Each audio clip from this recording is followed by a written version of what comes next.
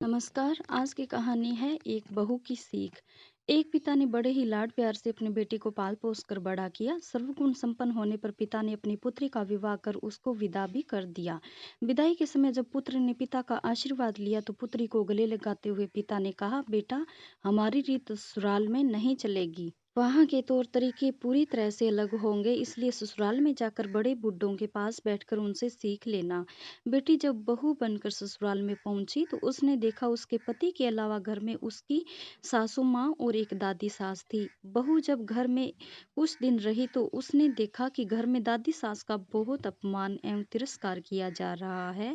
अपमान की तो हद तब हो जाती जब उसकी सास उसकी दादी सास को ठोकर मार देती, गाली देती और खाने के लिए भी कुछ ना देती। लड़की को यह सब देख बहुत ही बुरा लगा। उसने उनसे माता पिता द्वारा दिए संस्कार याद आ गए। उसे अपनी दादी सास पर बहुत दया आई। उसने सोचा, घर में बड़े बुड्ढों का तिरस्कार होने से घर नरक बन जाता है। मुझे अपनी दादी सास के लिए कुछ ना कुछ अवश्य करना चाहिए। उसने सोचा, यदि वह अपनी सास को समझाने का प्रयत्न करेगी तो उसकी सास उसके साथ भी इसी तरह का बर्ताव करने लगेगी। उसने स्वयं अपनी दादी सास की सेवा करने का सोचा। वह प्रतिदिन घर का काम खत्म करके अपनी दादी सास के पास जाकर बैठ जाती और उनके पैर दबाती। कुछ दिनों पश्चात ही सास को बहू का इस तरह दादी के पास बैठना और उनकी सेवा करना बिल्कुल भी अच्छा नहीं लगा। एक दिन सास ने बहू को बुलाया और उससे कहा, बहू, तुम घर का सारा काम छोड़कर सदैव दादी सास के पास क्यों जाकर बैठ जाती हो? बहू को यह सब पता था कि एक न एक दिन उसकी सास उससे यह प्रश्न अवश्य करेगी।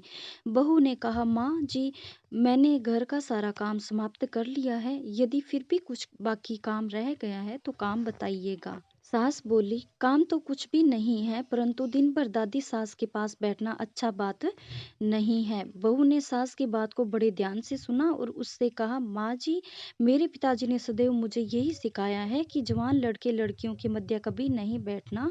बहू ने बड़ी ही चतुराई और शालीनता के साथ उत्तर दिया, माँ जी, दादी सास कह रही थी कि यदि तेरी सास मुझे गाली नहीं दे और ठोकर नहीं मारे तो मैं सेवा ही मान लूं। बहू की बात सुनकर सास ने बहू से पूछा, क्या तू भी मेरे साथ ऐसा ही करेगी? बहू सास के इसी प्रश्न के इंतजार में थी। बहू ने कहा, माँ जी, मुझे पिताजी ने बड़ों से घर के रीति रिवाज सीखने को कहा था। यदि घर के रीति रिवाज बुजुर्गों के अपमान करने के हैं तो मुझे भी रीति रिवाज अवश्य मानने पड़ेंगे। बहू का उत्तर सुनकर सासू माँ को अपने भविष्य की चिंता सताने लगी। उसने सोचा, जैसा व्यवहार मैं अपनी सास के साथ करूंगी, मेरी बहू भी वही सीखेगी और फिर वह भी मेरे साथ वैसा ही व्यवहार करने लग जाएगी। सास अब दिन भर इसी बात के विचार में रहती। अगले ही दिन बहू ने घर के एक कोने में ठीकरी खाना का एक मिट्टी का बर्तन इकट्ठा करना आरंभ किया।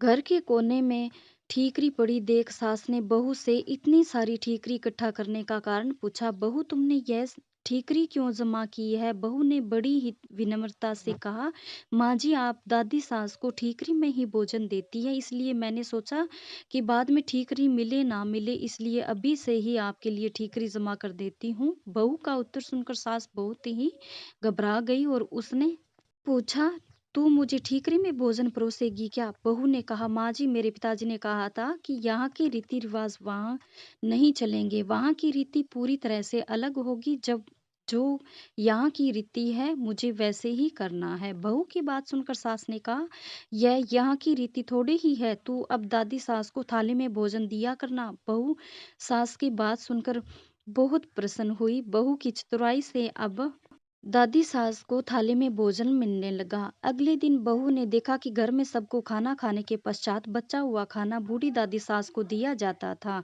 बहू उस खाने को बड़े गौर से देखने लगी। बहू को इस तरह खाने को देखने पर सास ने पूछा, बहू, क्या देखती हो? बहू ने कहा, सीख रही हूँ घर में बूढ़ों को क्या खाने को दिया जाना चाहिए। बहू की बात सुनकर सास ने घबरा कर कहा, बेटा, यह कोई घर की रीति थोड़े है। कल से तू दादी सास को पहले भोजन दिया करना।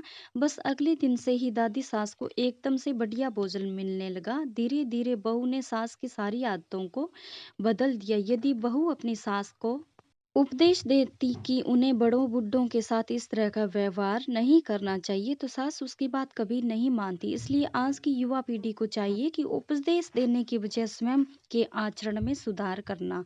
दोस्तों, मैं आशा करती हूँ कि आपको मेरी कहानियाँ पसंद आ रही होगी। अगर आपको मेरी कहानियाँ पसंद आए, तो प्लीज़ लाइक, शेयर और सब्सक्राइब ज़रूर कीजिएगा। धन्यवाद।